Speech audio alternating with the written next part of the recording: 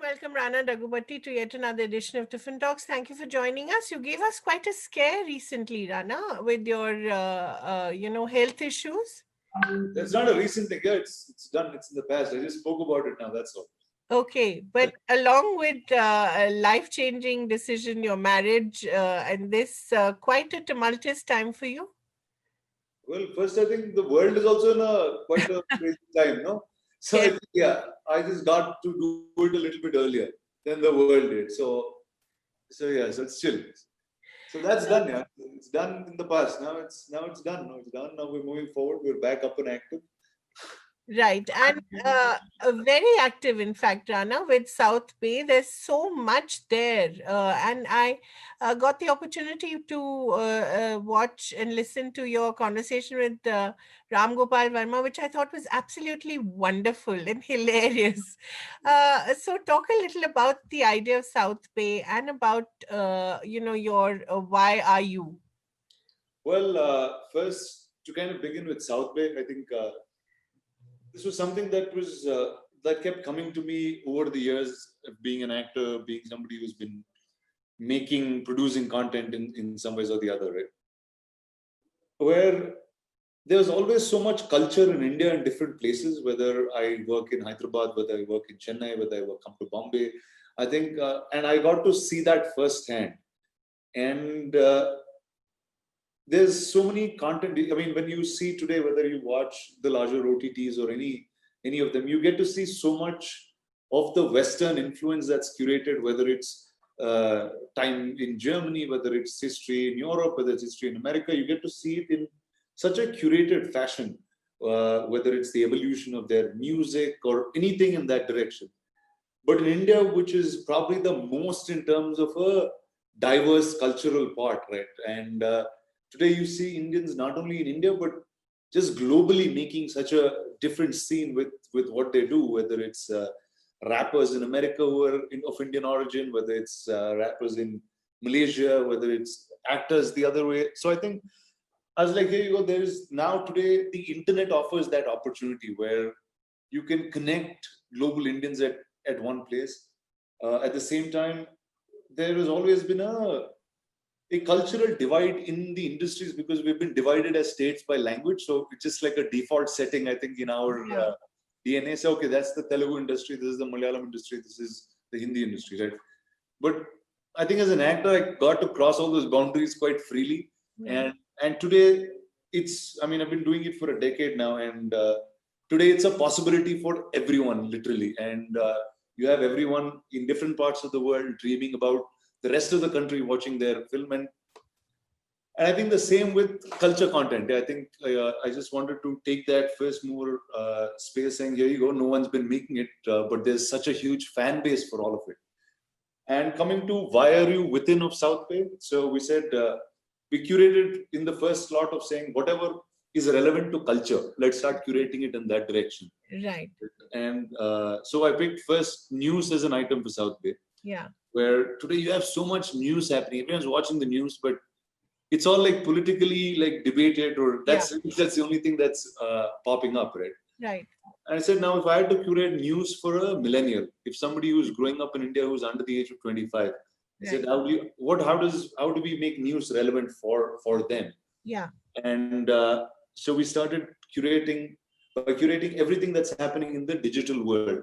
Whether it's esports, whether it's gaming, whether it's understanding politics and money in a way young people should understand it, not debate about it, but even just understand what else going on, right? Right. Just taking things in that direction and creating a millennial consumable palette, right? Not making it boring, but just finding the fun, quirkiest ways to tell this. Right. And like that, the other piece that we really picked after music, music became a big piece where we had two really big stars that are working with us. One is Raja Kumari, who's a rapper. Oh, yes, she's fabulous. She's fabulous. She's of Telugu origin and in America, in Los Angeles. So really gives a global perspective in terms of where culture is. So she's first worked on a version of Coolie Number One, which is an old Telugu classic of Venkatesh and Tappu. So she's got that version out, and we want to build a bunch of IPs along with her. Then Shruti Hassan was helping. We were helping put together a goth album, and she's producing that and a bunch of shows for OTT and for South Bay itself. Right. In the music space. Right. So I said, okay, now I have so many artists who are doing all of this. Yeah. I got to do something in terms of what my culture is. Yeah. And my culture really was animation, right? And that's something that I started off with even before I was an actor. And right. Now, though I didn't work. Did you do a course in it, Rana, or did you learn on the job? No, yeah, I learned on the job. So it just was handed down 15 years ago from somebody got a pirated version of something, and then we figured it out, and that's how animation happened. Right. But I used to run a visual effects company for many years before I was an actor. Right. Although I wasn't really in a business of animation anywhere in life, but I was always a fan of watching a lot of animation. Right. If, say, my childhood, if I dedicate that to an Amar Chitra Katha timeline, after growing up, Mad Comics was what kind of got my attention. And I think I got a global view of what happens in the world sitting in Hyderabad just because I read Mad Comics. Absolutely. I agree with you. So, you're much younger than me, Rana, but it was the same with me, So, I mean, I never been to Russia, but I exactly know what goes on there. I never been to Germany, I know what goes on there. Right. In a fun way, because I don't have a real political opinion on it. We're apolitical because we're not from there. Right. Just the fact that I could consume culture of different parts of the world, languages that weren't mine, in the funniest manner possible. Right. To me, I said, if I had to do something like that today, and if I have to use elements of video and animation and all of it, see, in India there was always at least for a audience perspective, right? In terms of content making, also this happens. Right. Where animation is always for children, and you just kept it that way. Exactly.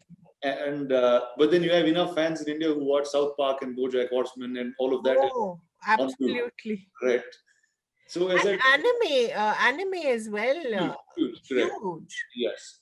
So I said, let me pick that direction, and so picked a fiction-ish reality talk show where it's called Why Are You? Because it's existential. It's in this time of COVID and lockdowns and all of this, I think that's the first, or at some point that question hit everybody. Yeah. Right? Why we are here, what we are supposed to do, and we really became like people who controlled our own time, because it's just us deciding what we have to do as opposed to anything else. Right. I thought this was probably for me a best way to find a property which works. It's it's an irreverent talk show in that format, and the idea is there's a fiction commentary going on in terms of whatever we want to talk in the fictional universe. So, and just marrying this is not ever possible on film or on OTT, or anybody will ask me to just walk out their door if I try to pitch this. So I said, let me just take this direction and go with this. Right.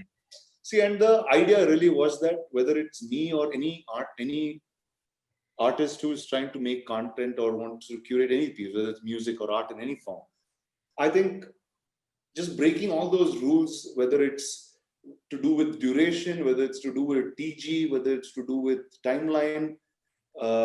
See, like, I mean, so many people most of the interviews that I had to answer was like, what is the TG, right?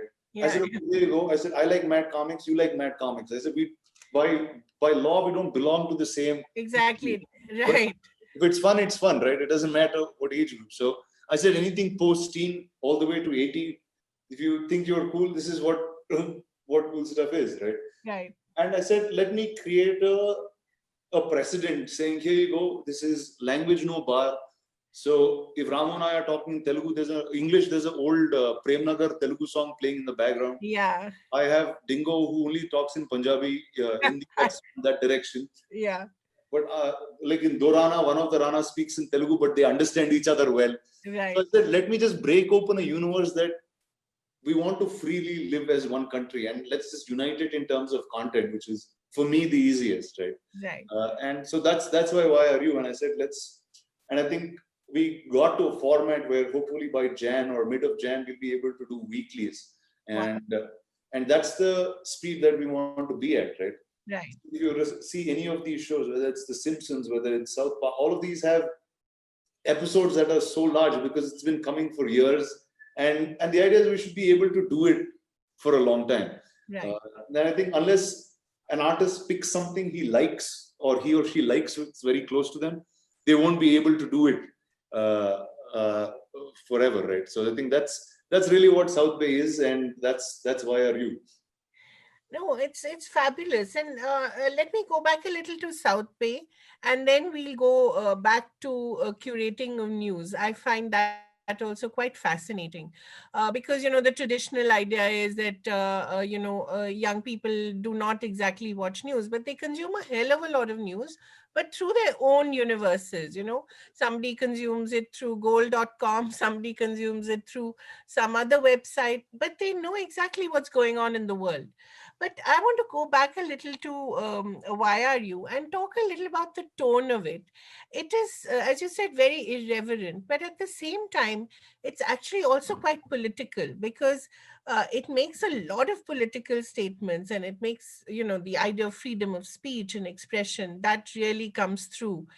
For instance, when Ramu talks about porn, and you ask him exactly which kind of porn. I mean, all that is very political in its content.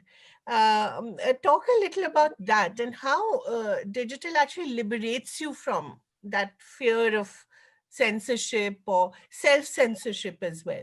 Because more than censorship, it's self censorship, I think. Correct. See, I'm saying you kind of nailed it like that. And say, what is self censorship? Yeah, See, now there is a culture where you want to send whether it, I'm saying, see, there's all of this is like commentary on culture, right? See, what is content? If the world disappears one day and people find tapes and movies and say, okay, this is probably how they lived, or this is probably how a generation is, right? So I think today, as just as where we are in terms of the economic landscape, right? I think there was no better time for content to take a front seat, right? Really, what probably oil and railroads did to the third or second industrial revolution. I think this is what in the fourth industrial revolution, it's content that took that front seat, and it's going in all directions. which Whether Yuval Noah Harari, of course, famously said, data is the new oil. yeah, there you go. I'm saying take in that direction, right? And content, whether you're a creator who's trying to make a spectacle that goes to big cinemas, that goes to IMAX, 3Ds, all of that, or whether you're a creator of a GIF pack, right? I think all of it today is possible in the freest manner that you can. So I think it's if we are somebody who's been in the film business, in the entertainment business for so long, I think first it's a responsibility for us to say, here you go, these are the different formats that are available in terms of what you can do.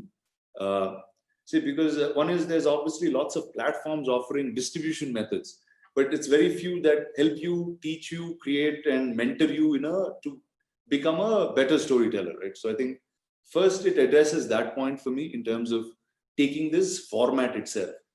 And today, taking to me when we started writing this show, right? And it was so strange in terms of if you just look at Twitter and what's trending, you just even wonder where am I living, right? What's the trend that's even going on? So which is why there's a trending tower that's there, right? Now, how do you trend on something? Only if you say something bad, you're just up there, somebody's hating you, and that's it. You get on top like in 1 second. It doesn't even Right. take very long. Yeah. If I make a really good, honest film, it's going to take me forever to even make it to top 10. Right? How much ever of a mainstream star I am. Absolutely. So I said, if that's the universe, somebody needs to mirror that and say, here you go, guys. This is what's happening, right? Let's laugh about it, but at some point address it, no? And say, what are we doing for ourselves about it?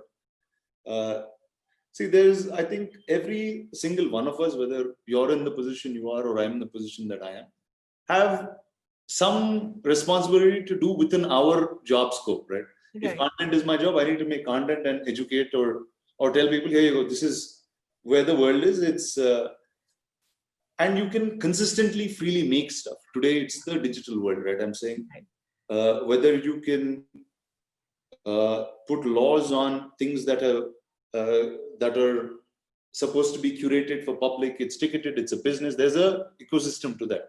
But the minute you're in the free world of the internet, I think there's no stopping whether you're a curator, good, bad, whichever direction you want to take. Right. And I think we mostly as a country are heading towards a direction of 140 characters, right? Because I can quickly say I hate you, or I hate you because of your last article, but that doesn't mean anything unless I'm able to explain it in a fashion. Here you go. This is why I actually don't agree to the fact that you made this decision. Right. So it's just a way of putting it. I think there's a cultural way of doing it. I think there's some things we can take from the West in that sense, where there was always a freedom of speech, whether they don't like somebody who's reporting in their district, or whether it's somebody at top as the president of that nation. Yeah, they can very freely speak about what's going on. Yeah. So I think that's really where this comes from. And if you go back, see, you were a Mad fan too. Yeah. See, that's what it did to the world, right? And today, whether it's inspired a generation of artists, cartoonists, writers, journalists, I think across the board, it inspired people to take up fields that they never saw or never knew. Imagine, yeah. Right. Yeah. And mixing it, however, Rana, with the Amar Chitra Katha sensibility as well, which is also very important, isn't it? When you talk about making a film on Hiranyakashipu, for instance, just the fact that you're choosing something like that is so fantastic. Explaining it to a new generation, what is this? Who is it? Why is he so important? So it's a mixing in a way of the mad sensibility and the Amar Chitra Katha sensibility, which a lot of young Indians have, but are unable to find that balance. So, is South Bay really about that balance, or is that important? See, one is it's two things here, right? See, one is, let's talk about Amar Chitra Katha in that direction. Yes. See, when I think, clearly there was today, if I'm somebody in India, most people my age at least who read about Indian culture in an English language is probably Amar Chitra Katha and nothing else. Yeah. And I can speak for myself, where most of India's culture, gods, religion, everything that I know comes purely from there. And after that, as I grew up, interest grew and started learning the other thing. Right. But really, that was the first exposure. Yeah. And I think what Uncle Pai did back in his day is curated culture in the best manner that can be palpable to everybody from 8 to 80. Right. Like literally everybody across the board caught on to that very fast. Yeah. And I think today we come to a digital age where everything is video, everything is now can become 4-dimensional, can become VR, can become really anything you want. And the idea is now to develop a 360 alongside ACK, where being Hiranyakashipu and others being top spectacle-based films that will lead from the front. Today, all the comics are available on digital format on the app and others. So there is a animation and a graphic novel arm that's being built out as we speak. So the idea is to find the best possible manner where today's generation understands or can pick those stories. Right. See, I think there was we grew the 80s and the 90s really took the direction of devotion, right, in terms of telling these stories. And today that really doesn't work with young people. Yeah. So they don't buy that in that direction. Yeah. And which is why you see more and more kids becoming atheists, or they don't start. Exactly. I was about to say, Rana, most of them identify themselves as atheists, See, because it doesn't come to them as a story in a sense they understand it. Right? Yeah. In a sense they understand it, or in the sense they understand values like that. Right. So I think it's as storytellers, for us, it's find the right way for each age group, find the right way where these stories, the Vedas, can be retold again in a manner that a global audience will start receiving. Right. Right. So if a global audience has to receive it, so it's easier for us to say it because they're not looking at it in a direction of devotion at all, right? Yeah. For them, it has to come as a story, come as a mythology, and that's what takes it. So that's the ACK direction of things. Yeah. And everything else, whether it's like India always had a difference between what was subculture and what was mainstream. Yeah. Right. And whether it's music, mainstream music was very different and subculture was very, very different. Right. And the idea was, I said, now it's time that all the worlds have married. It's time to marry this world too. Right. And that was really the idea of working with people like whether Shruti, myself, or Lakshmi, or all of them who've been with us now, or every single one that we've interviewed also. The idea is everyone's mainstream in every which way, but it's taking that first plunge and saying, here you go, let's do the most alternative thing that we like and are very passionate about, right? And that's where the direction started. Right. And it's really one platform that whether you're an A-list movie star or whether you're an independent talent, the deal is the same. You own the IP forever. You are able to curate or make content that is completely your sense of of art, really. Right. And really the expression can be anything. As I said, now we're just curating things with pop culture because we're sitting on the top as curators. Right. But I think the direction of where this will take will be the content creators who will start working with us and putting stuff forth. Right. So, as of now, South Bay has how many elements? News, music, talk shows. Yes, and now we also have a quiz segment that's starting off soon. Okay. And there will be a lot of other music and culture-based things which are very regionally connected. Right. The idea of curating the region in a way that the globe sees it and the region can view it. Right. That's the next lot of things that we'll start putting out. Right.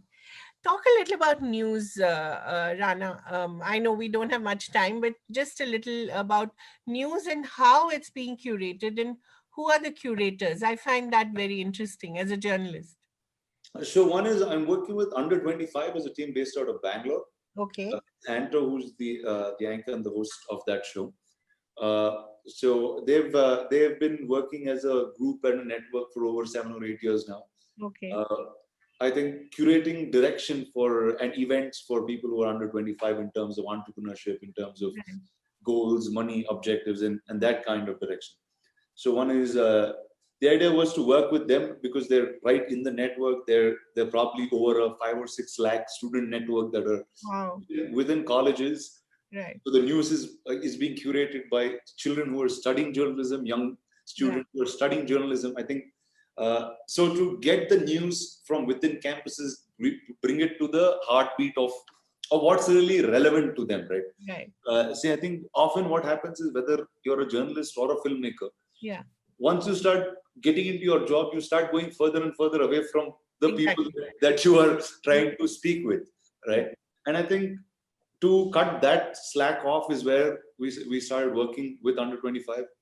And also a direction that I've taken pretty much in the company is we want to get as many people under the age of 25 to start working with us.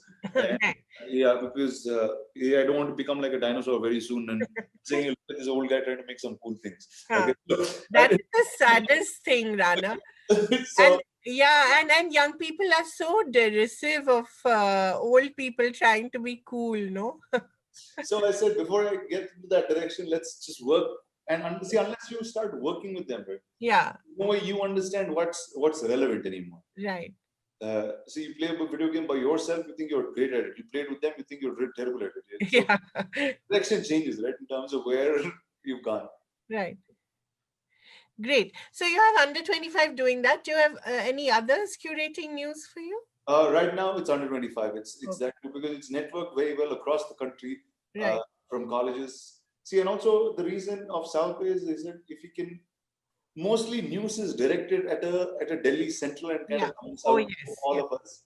So here it's like, here you go. If it's news that we want to start curating young news in a hyper local level, right? Right. If this is news from Kakinada city, here you go. This is news from Mysore. This is what's happening in a college in Mysore. Right. Unless we're able to do that, there's no fun in connecting people. Absolutely. So that's the direction we've taken for the news section. Right. Yeah. And a couple of last questions, Rana. How important is the celebrity aspect of it? Is it important to sort of use celebrities to sell this idea? Does it get sold quicker? See, one to answer your question, yes, it does. But really, the direction is, one is I spoke about marrying mainstream and commercial, or mainstream and subculture, really. And once there are a lot of mainstream people doing things that are cool and alternative, it's because of there's so many people, whether it's their fans or others, who subscribe to their lifestyle or subscribe to their style of content.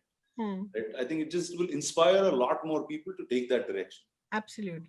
That's the first thing. And as I started making YRUs, when I realized this is probably the easiest platform for us to start working alongside all kinds of creators. Right. But, in fact, I just sent out a promo about half an hour ago to a influencer community called Big Bang. Now, there are about 5,000 creators, content creators and storytellers that they have. Now, I said, it's easiest for me to, you cast them for videos back, and it's easiest for me to connect with the top 50 curators and say, here you go, the next episode, all of you are in with me. Right. So it gives like somebody who's from a full mainstream world to say, here you go, these are the new cool kids on the internet, and let's do something together. Right? Wonderful. I think that freedom is what it really gives us. And I saw little Papa Kejo peeking out from behind Dingo, I think, in Ramu. Is there some little element of sort of salute to Karan Johar? Because in a way he did begin this whole idea of celebrity intimacy, as it were. Well, see, I think if it's pop culture relevant, right? I think nobody stands more in forefront than Karan does in all of Bombay, right? Absolutely. So I think making a show in that direction without him in it is a crime. Right. And last question: who is the voice of Dingo? Who's the voice of Dingo? That's something I want you all to keep guessing for a little bit. I have a feeling it could be you putting on an accent. You think so? Yeah, I have a feeling, and I think it's a very good accent. Okay, then let's figure this out. Let's keep going. But I like him. I think he's a very interesting, independent sort of fellow. Yeah. What breed is he? He's actually Australian. Huh. Many people think he's a dog, but it's actually a half fox, half dog. That's what dingoes are. Yeah. Yeah. So what happens? You know, in Calcutta, when we were growing up, which was a long time ago, dingoes was a pejorative term used for Anglo Indians. Oh, really? Because, of course. Yes, of course. Because most of them went off to Australia eventually, so they were all called dingoes. Okay, so this is literally the animal, the dingo. Right. So why did you choose him, Rana? See, I'm saying it's easiest. He's like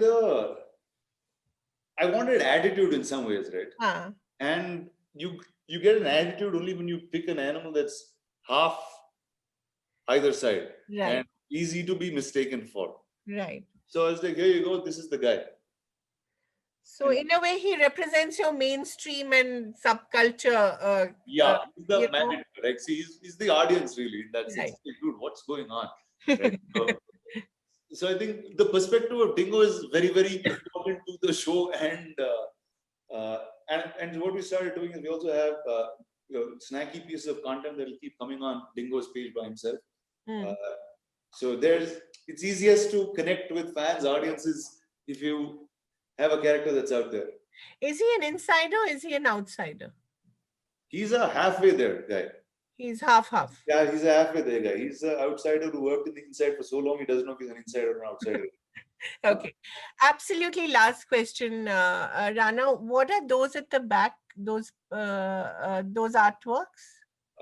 So the and what's all that? Yeah. What's all that? So the two big artworks are the Batman Ninja. It's a new anime series of Batman that's out, which is very, very cool. And the other things are, one is there's a lightsaber that's from my 10th grade. Yeah. When I went to the US. Right. Right next to that, the giant one is the mace is Ballal Deva's mace Right. and Ballal Deva's sword. They allowed you to take it?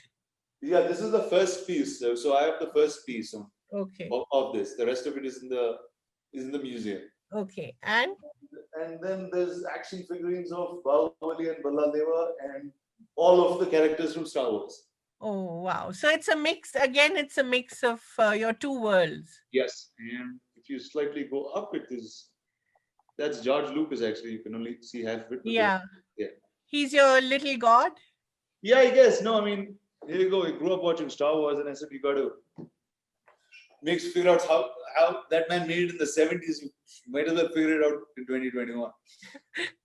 So in a way, you're a product of George Lucas meets Uncle Pie. Dang, I love that. I love that. Just, I guess, yeah.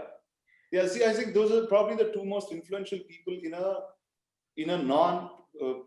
a person I've never met. I guess that's whether it's through films and comics, they kind of touched me in probably the place that nobody else would. Right? And why is it called South Bay? Absolutely last question. Absolutely. Why is it called South Bay? Well, earlier always everything that was mainstream was curated out of Bombay. Yeah. So you go the other direction of Bombay is South Bay. But so that's really where it came out from. Okay, great. Thank you so much, Rana. It was such a pleasure. And I wish you all success. And I'm going to watch each and everything and try to be very cool. Thank you. Thank you. Thank you very much. Thank you. Bye. Bye.